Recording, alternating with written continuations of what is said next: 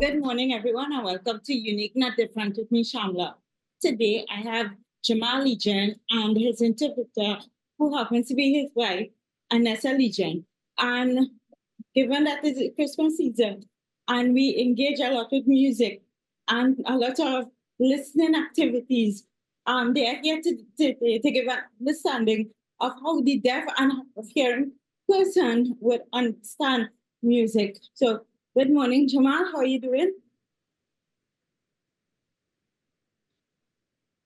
Hello, Shamla. I'm good. Good morning. Morning. We have a lot of rain in Princeton.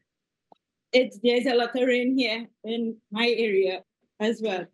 So how do you listen? How do you listen or feel music?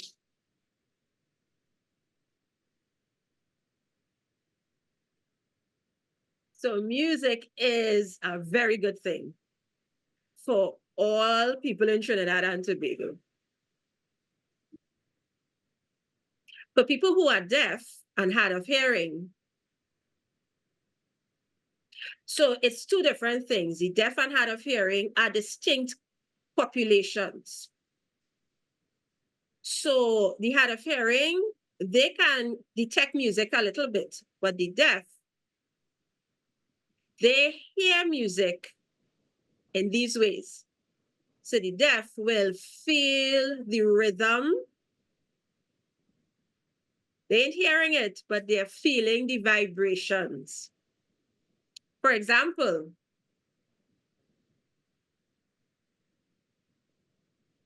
so when we hear groovy soca versus reggae or R&B, the rhythm is different. So it feels kind of weird. For example, parang, they speak in Spanish, right?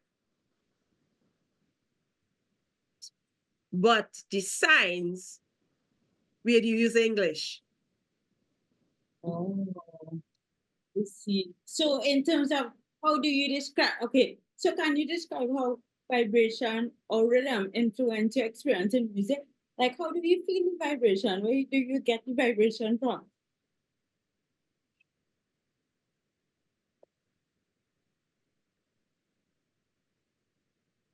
So how do I feel it? So let me give you an example. So for slow music, yes. So we look at our environment, how people would move to slow music first. We would feel that it's not fast paced. The rhythm is not fast paced. And then, of course, for hearing people, you are hearing the sound waves and the airwaves. You would hear that. But for the deaf, we feel the difference in the sounds. So if the sounds are loud, for example, let's use soca music. It's very fast. The beat is loud and the beat is very fast. You deaf will like, okay, we know what this is. And most times in Trinidad and Tobago, we get the dancers confused. Sometimes the music going one way and we dancing the other. So sometimes it's two different kind of beats, but we tend to follow. And if you're just tuning in, you are watching the Now Morning Show with Unique Not Different. We're having a conversation on enjoying the festivities as a hearing impaired person. So we go back to Shamla and her guests. Yes, so sorry about that, guys. We had some technical difficulties on my end. I had a power outage. So let's continue the competition. So Jamal, how do you engage with lyrics in music? We're having a conversation on music and how does the deaf or hard of hearing person understand music. So how do you engage with lyrics of a music?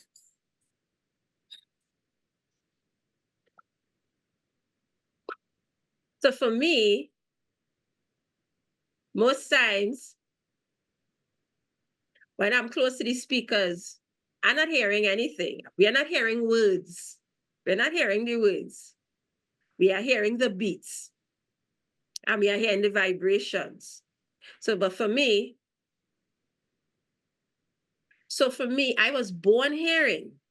So I know music a bit, and I know the different types of music.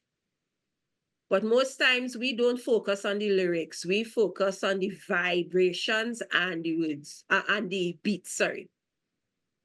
This went lightning. So are there any tools or technology available to accommodate or help your experience with somebody who is deaf to understand or listen music fully?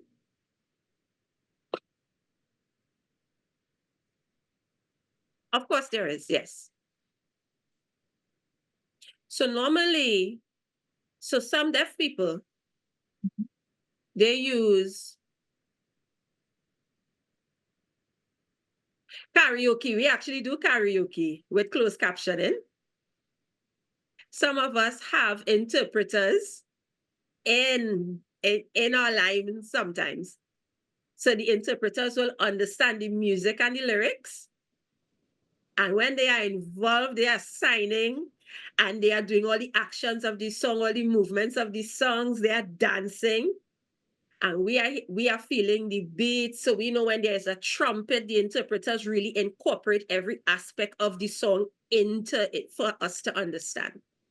Wow, okay. And in terms of, do you feel mainstream music experience are inclusive for the deaf community? And if not, what can be done to improve this?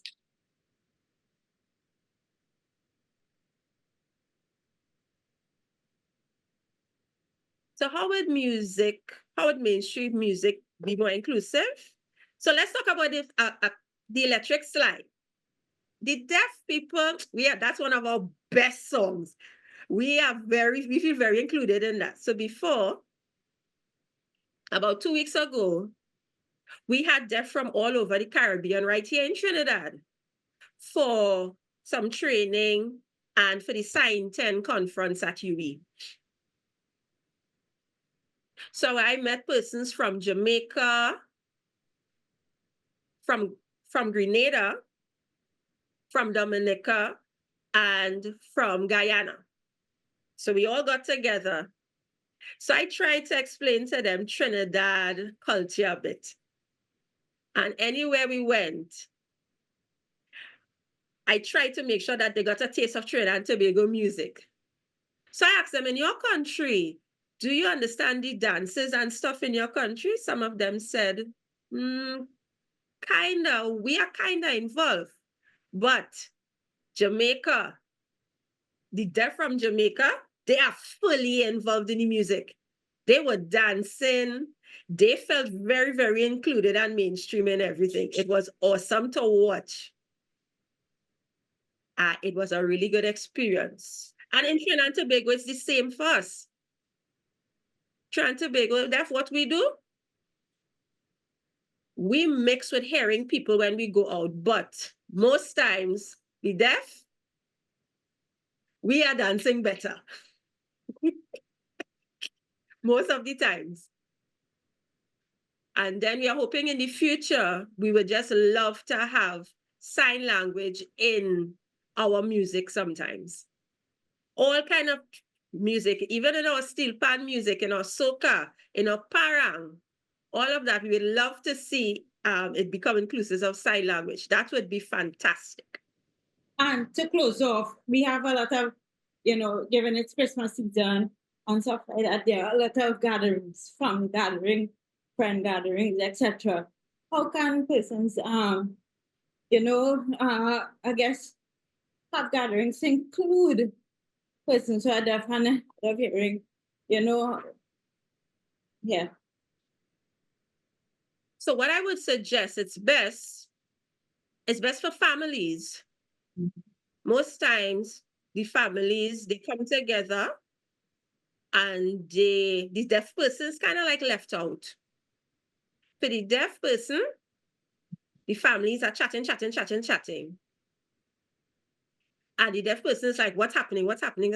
So it's nothing new for us, but with families, we want you all to interact with the deaf. Let us feel included.